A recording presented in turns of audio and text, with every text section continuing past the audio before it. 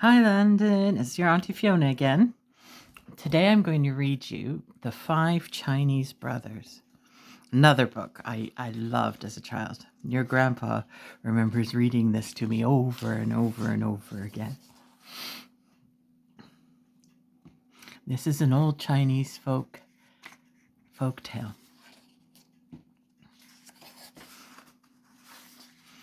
The Five Chinese Brothers.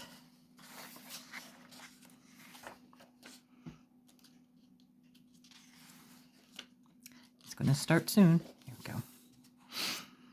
Once upon a time, there were 5 Chinese brothers, and they all looked exactly alike. They lived with their mother in a little house not far from the sea. You can see them. 1, 2, 3, 4, 5. The first Chinese brother could swallow the sea. The second Chinese brother had an iron neck. And the third Chinese brother could stretch and stretch and stretch his legs. The fourth Chinese brother could not be burned. And the fifth Chinese brother could hold his breath indefinitely.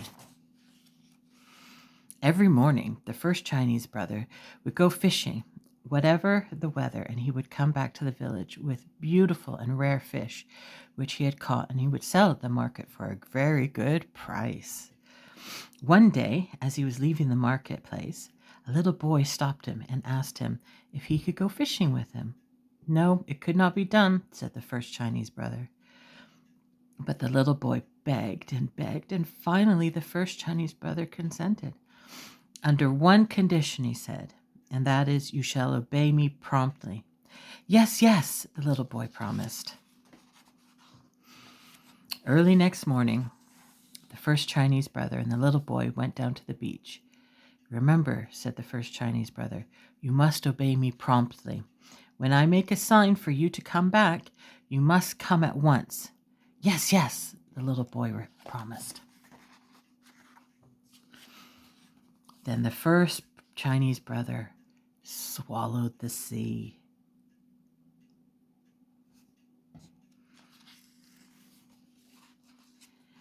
And all the fish were left high and dry at the bottom of the sea, and all the treasures of the sea lay uncovered. The little boy was delighted, and he ran here and there, stuffing his pockets with strange pebbles and extraordinary shells and fantastic algae. You can see him holding all the sea there.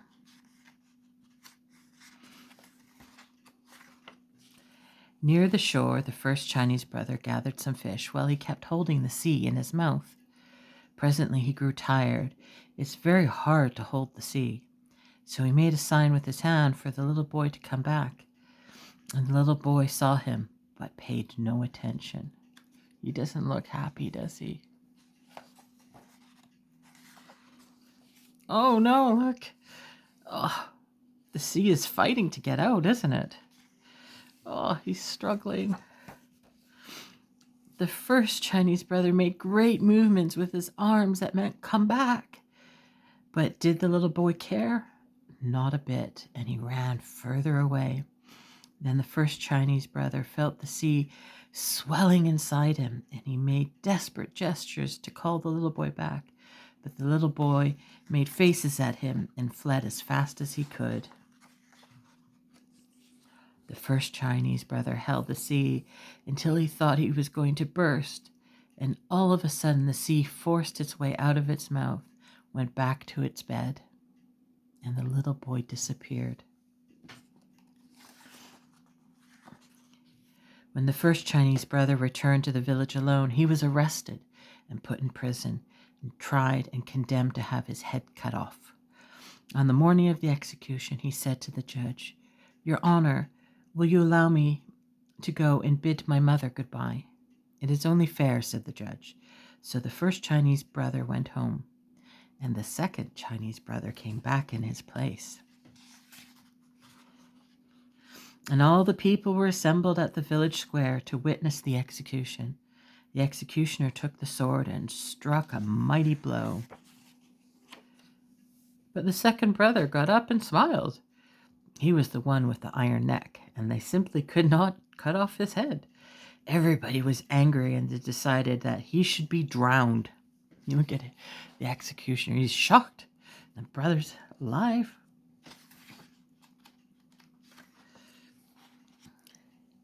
On the morning of the execution, the second Chinese brother said to the judge, "Your Honor, will you allow me to go and bid my mother goodbye?" "It is only fair," said the judge. So the second Chinese brother went home, and the third Chinese brother came back in his place. He was pushed on a boat which was made for the open sea.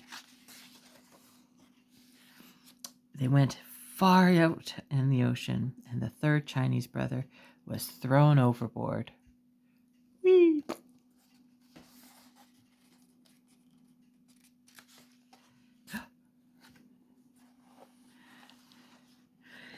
But he stretched and he stretched and he stretched his legs way down to the bottom of the sea. And all the time, look how long his legs are. Look at all the fish and the crabs. He looks okay, doesn't he? And all the time, his smiling face was bobbing up and down on the crests of the waves. He simply could not be drowned. And everybody was angry, and they all decided that he should be burned. And on the morning of the execution, the third Chinese brother went to the judge. "Your Honor, will you allow me to go and bid my mother goodbye?" "It is only fair," said the judge. So the third Chinese brother went home, and the fourth Chinese brother came back in his place. He was tied up to a stake, and the fire was set to it, and all the people stood around watching. In the midst of the flames, they heard him say, "Oh, this is quite pleasant." "Bring some more wood," the people cried, and the fire roared higher. "Now it's getting quite comfortable," said the fourth Chinese brother, for he was the one who could not be burned, and everybody was getting more and more angry every minute, and they decided to smother him. He looks happy in the flames. On the morning of the execution, the fourth Chinese brother, said to the judge, "Your Honor, will you allow me to go and bid my mother goodbye?" "And it's only fair," said the judge. So the fourth Chinese brother went home, and the fifth Chinese brother came back in his place. A large brick oven was built in the village square, and it had been stuffed with whipped cream.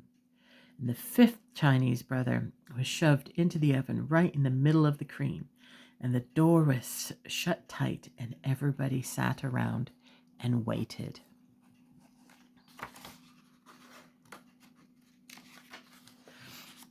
You can see all the people waiting. And they were not going to be tricked again, so they stayed there all night, and even a little after dawn. You can see the sun popping up, just to make sure. Then they opened the door and pulled him out, and he shook himself and said, "My, that was a very good sleep."